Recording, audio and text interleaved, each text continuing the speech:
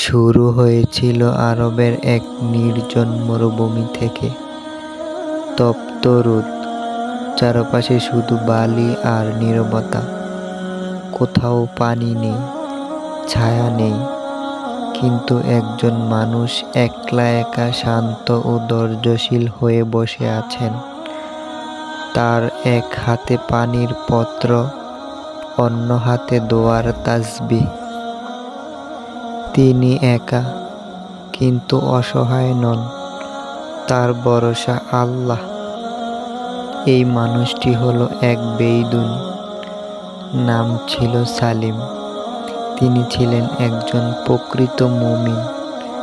ব্যবসার উদ্দেশ্যে ভ্রমণ করতেন, দিনের পর দিন মরুভূমির পথ পাড়ি দিতেন, শুধুমাত্র হালাল রিজিকের আশায়। একবার তিনি এমন এক স্থানে পৌঁছালেন যেখানে না ছিল খাবার, না ছিল পানি। তখন সালিম কিবলামুখী হয়ে সালাত আদায় করলেন, তারপর হাত তুলে দোয়া করলেন আর আল্লাহ তাআলার কাছে বললেন, হে আল্লাহ, আমি তোমারই একজন বান্দা। যদি তুমি আমাকে রিজিক না দাও, তবে আর কেউ দিতে পারবে না। হঠাৎ কিছু দূরে এক কাফেলা দেখতে পেল তাকে।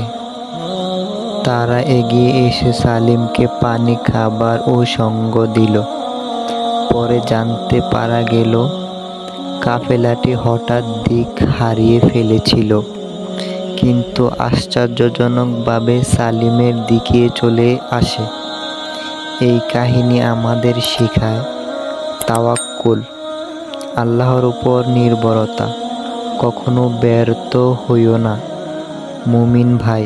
যদি তুমি একান্তভাবে আল্লাহর উপর ভরসা করো, তিনি তোমার দরজা খুলে দিবেন